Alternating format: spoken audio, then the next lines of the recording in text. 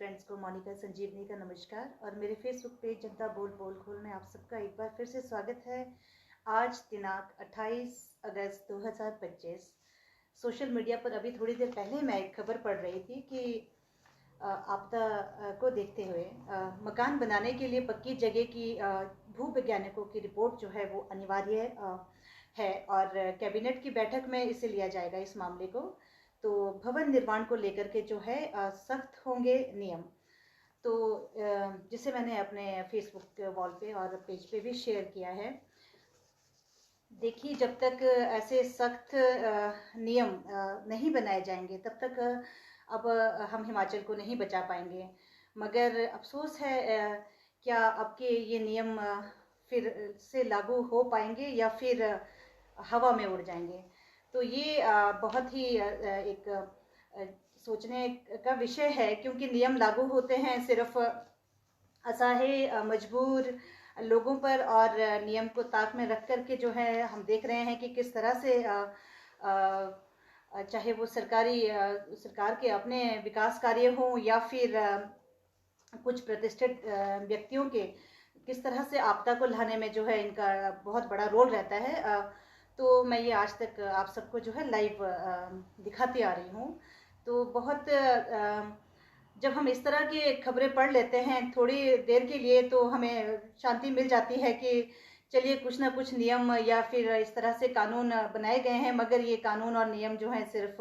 आम लोगों पर ही लागू होता है। और हम उम्मीद करते हैं कि आने वाले समय में जो है इस तरह से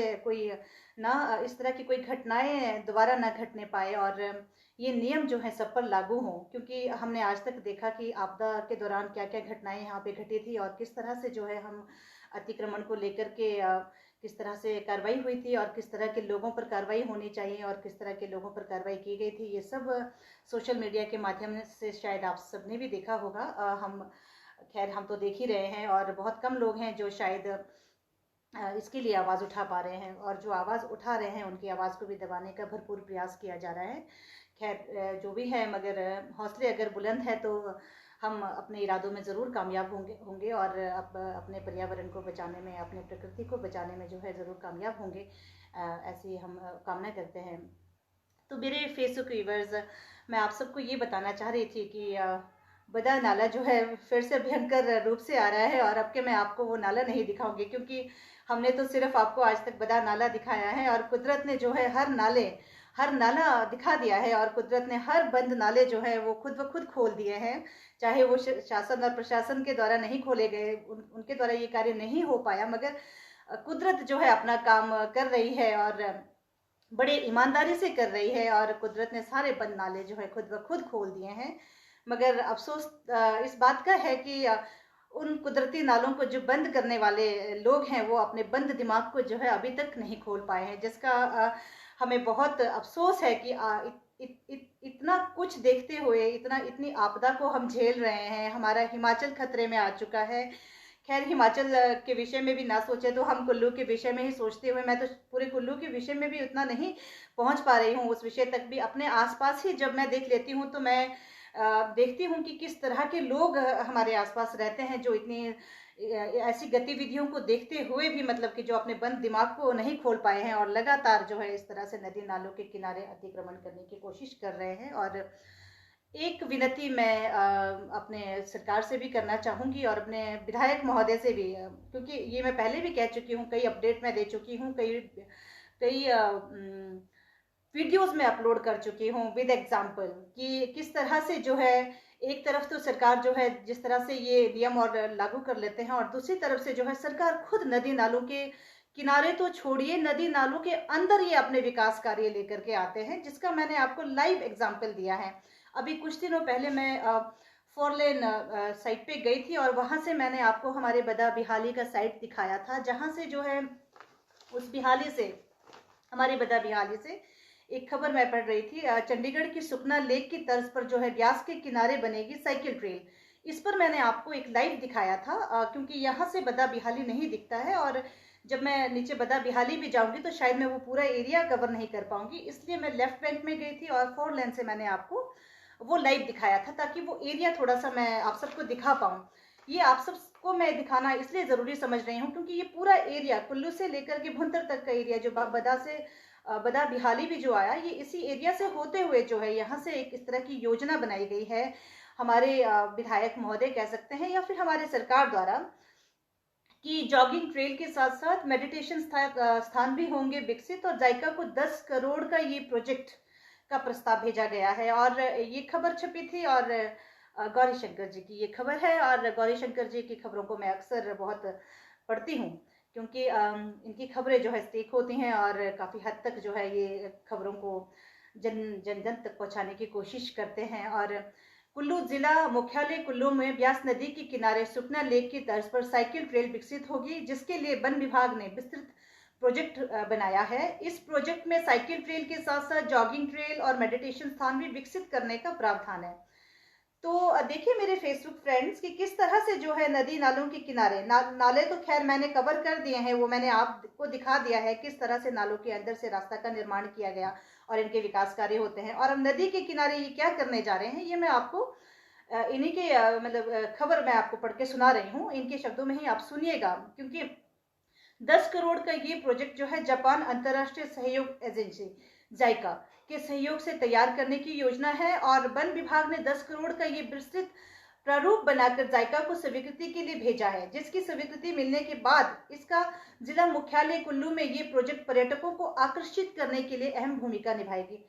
कब तक हम पर्यटकों को आकर्षित करने के लिए यहाँ की जल जंगल और जमीन को खतरे में डाल रहे हैं, और हम हिमाचल में इस तरह की आपदा लाने की लगातार कोशिश कर रहे हैं। विधायक महोदय एक बार आप फिर से सोच लीजिएगा इस तरह के प्रोजेक्ट को लाने से पहले, और हो सकता है इस पर अभी कार्य होना शुरू हो चुका हो क्योंकि ये मेरे नॉलेज में नहीं है। और कुल्लू के ब्यास नदी के किनारे साइकिल ट्रेल को चंडीगढ़ के सुखना लेक की तर्ज पर बनाने की योजना है।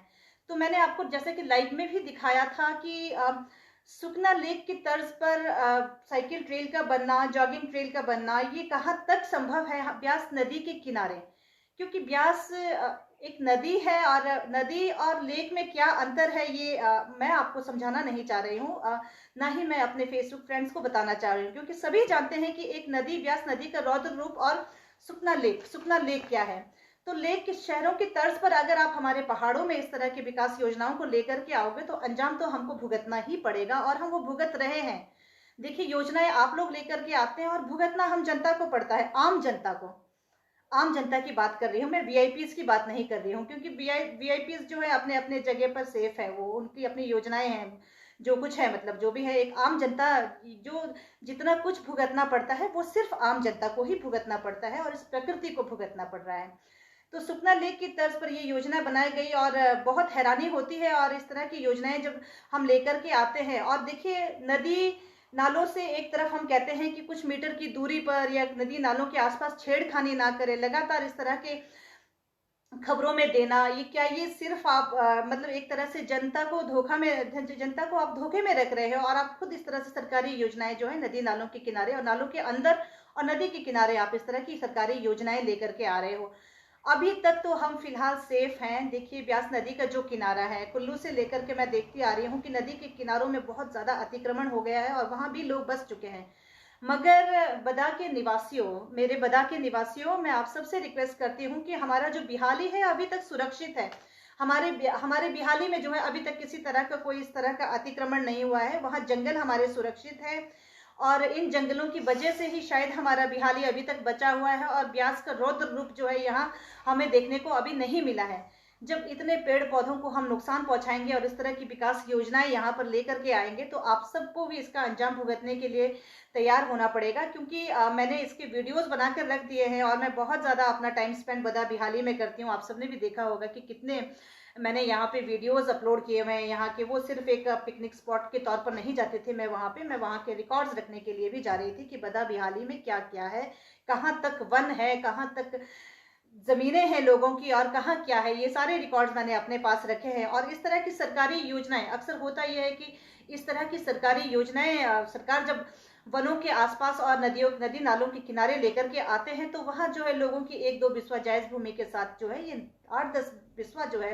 वनों पर अतिक्रमण करवा देते हैं। और इसमें अहम भूमिका है वन विभाग का। ये मैंने आपको अभी लाइव भी दिखाया है कि किस तरह से एक नाले में अतिक्रमण को जो है ये वन विभाग नहीं रोक पा रहे थे। तो क्यों, इसकी वजह भी मैंने आपको बताई है। देखिए, ये जो बदा बिहाली है, ये जो नाला है, ये नाले का जो पानी यहाँ से जाता है वो बदा बिहाली में ही मिलता है। मैं सिर्फ इस नाले की बात नहीं कर रही हूँ मेरे फेसबुक व्यूवर्स, जितने भी हमारे कुल्लू के नाले हैं उन नालों का जो डेस्टिनेशन है वो बिहाली से होते हुए वो ब्यास में ही जाना है। तो आप खुद सोचिए, कुल्लू से लेकर भुंतर तक कितने नाले हैं, उन नालों का पानी ब्यास में ही मिलना है। तो इस तरह से ब्यास के किनारे अगर हम इस तरह की सरकारी योजनाएं लेकर के आते हैं तो वो पानी कहाँ जाएगा और किस तरीके से क्या कहर ढाएगा आने वाले समय में। और मुझे अभी से ही दिख रहा है कि भविष्य में ये एक थुनाग जैसा कोई इस तरह का मामला यहाँ पे भी ना हो जाए, हमारे कुल्लू में भी ना हो जाए। और इसी तरह से जब हम नदी नालों के मार्ग को अवरुद्ध कर देते हैं तो ये पानी यहाँ वहाँ बह करके जो है इस तरह की आपदाएं ले आते हैं। तो इसके लिए हमें अलर्ट रहने की ज़रूरत है, ना कि हमें इस तरह की योजनाओं को ला करके बजट बनाने की ज़रूरत है और उसके बाद हमें जो है इस तरह से आपदा के बाद जो है धन एकत्रित करना दान के तौर पर, इस विषय की तरफ हमें ध्यान देने की ज़रूरत है। तो देखिए, वन विभाग की ओर से बनाए गए प्रोजेक्ट के तहत कुल्लू के सरवरे से लेकर मोहल नेचर पार्क तक साइकिल ट्रेल बनाई जाएगी और ये ब्यास नदी के किनारे से होकर बनेगी, जिसमें ब्यास नदी का दृश्य देखते हुए लोग जो है आगे बढ़ेंगे। इस ट्रेल के साथ साथ लोगों के लिए जॉगिंग करने के लिए भी अलग से ट्रेल बनेगी। तो अभी अपने आप में ही जो है वो ब्यास का किनारा बहुत सुरक्षित है, वहाँ बहुत पेड़ पौधे हैं, उन्होंने ज़मीन को जकड़ कर रखा है, उन्होंने ज़मीन को पकड़ कर रखा है, वो लैंडस्लाइड होने से बचा रहे हैं वहाँ पे। मगर जब हम वहाँ पे छेड़खानी करते हैं और इस तरह की योजनाएं लाते हैं तो क्या कंक्रीट हमारे ज़मीन को बचा पाएंगे? तो ये एक आप सबके लिए एक आप सब इस विषय में सोचिएगा ज़रूर। और मेरी आप सबसे ये विनती है कि अपने आसपास नदी नालों के पास देखिए किस तरह की विकास योजनाएं सरकार लेकर के आ रहे हैं। क्या वो जनहित के लिए है या फिर क्या उससे प्रकृति का कोई संरक्षण हो रहा है? क्योंकि कहने को तो ये कहते हैं कि नदी नालों से उचित दूरी को बनाए रखें, मगर विकास जो है इनके नदी नालों के अंदर लगातार हो रहे हैं। ये हम पिछले